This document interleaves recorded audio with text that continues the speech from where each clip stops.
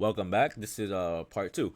So we did discuss how you do stocks. We did discuss the four easy steps. Um Now the next step is it really worth it? Is it really worth it? The started part we just discussed, but I mean I guess I could discuss it a little more in depth. Is it worth it? Yes, I would say it's definitely worth it just for the fact that it will pay off. So I think of okay. So when it comes to stocks, I think of everything as investment per se.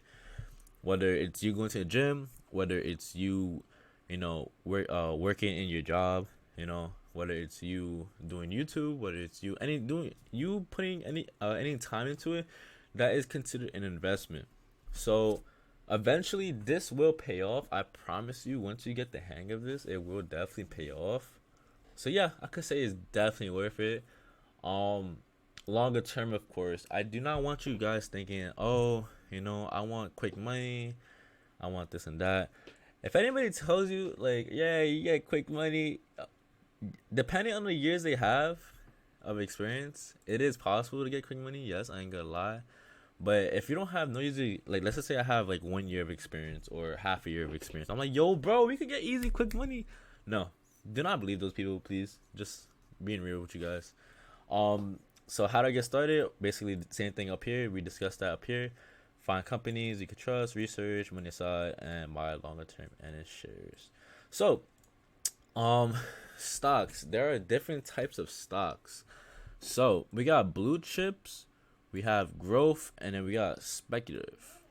So what I would say, blue chips are like let me get the actual definition of blue chip stocks, because they're like tech, basically tech companies. Okay, here we go.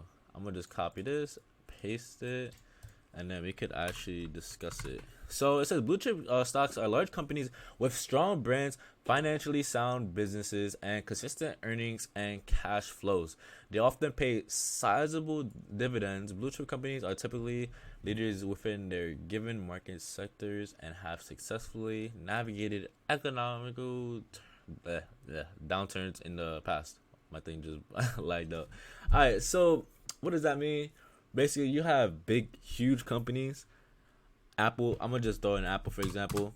So Apple, you have Apple. That is a blue chip company. It has strong. It's with strong brands. So everybody knows Apple. If you don't have an iPhone, which you most likely do, or an Android, Apple is very known for making their iPhones. It has is very their business itself has, like, financial wise, it has so much into it. They also give out dividends, I believe. I'm not into Apple, so I'm not sure if they give dividends, but we have stocks that do give dividends. So example would be Tesla, Amazon. Let me see what else. Lists. Oh, okay, I guess. So yeah, Coca Cola, Pepsi, Walmart, McDonald's, General Electric. These are all what you would call blue chip stocks. You know, uh, they have proven track record, history of delivering long term returns. So yeah, basically, all the stocks that basically pay back to you guys. And I like this right here. So this is, remember, I got this from Google. So I like this part just because it's it says pay sizable dividends. And what that is, it's like I discussed earlier, it pays you money to basically own the stock. And what happens is every couple months or so it'll be paying you money. And I actually thought about doing this. I'm probably gonna get into it like later on, but yeah, pay it pays. That's just like motivation right here. Like, yo, invest in this company and we'll pay you. Basically, in other words. So now we have growth companies. So growth companies are a little different than blue chips because these are companies that they start from the very bottom and like they coming up, and they do have like a little track record per se, but it's not like as a blue chip that's already like funded, um it's not like that. So let me get you the actual definition of a growth company. So it's a company that tends to increase. I mean, copy this in here. A company stock that tends to increase in capital value rather than yield high income. So what does that mean? So I'm trying to find like an example. So it is very similar to a blue chip, but blue chips are like more tech based. So like for example, I'm trying to find it. Oh, here we go. Okay, so this is very simple. Um, so we have Adobe Illustrator. I don't know. There's a lot of artists, and I actually used to use this in high school. There is a lot of people that they use Adobe Illustrator, they use Adobe Photoshop, they use that just to help them out with their drawings and whatever the case is. But yeah, this is just growth companies. So like they're not per se towards like I want to make money. They're very more towards longer term. So you could think of blue chips like shorter term, uh, high growth basically. So you'll see Apple, Tesla, Amazon. They'll grow like this. But Apple, so there are companies also that they are duoed. So what I mean by duoed is they're paired up with blue chip and growth. So they are considered blue chip and growth. So for example, Apple would be considered blue chip and growth. I haven't capped the reason. The reason why it's considered blue chip and growth because they pay dividends. That's number one, which makes them part of the blue chip. They have strong brands, which is right here, and they're part of financial, and they have consistent earnings. The earnings part. So basically, every couple of months or so, they would have their company review how the company's been. So for example, let's just say I have a company, right, and I'm like, all right, I want you guys, and I have to present it to the judges, which is like, the people, and I'm like, yo, how do you guys think my business is? And then they'll tell me how it is, and based on whatever they say, my company will either come up, like make more money, or come down, make lose money. That is called earnings. So we have Airbnb. I mean Airbnb right here, which is considered a growth company because it is still growing. Um, we have Apple here. We have Amazon also. So these companies, you know them, but you don't know them because they're growing. So they're trying to reach the blue chip, in my honest opinion. So they're trying to get up to here where it's like, okay, I want to be able to have strong brands. I want to be able to have earnings, cash flows, all that. So basically, the growth is trying to become blue, basically.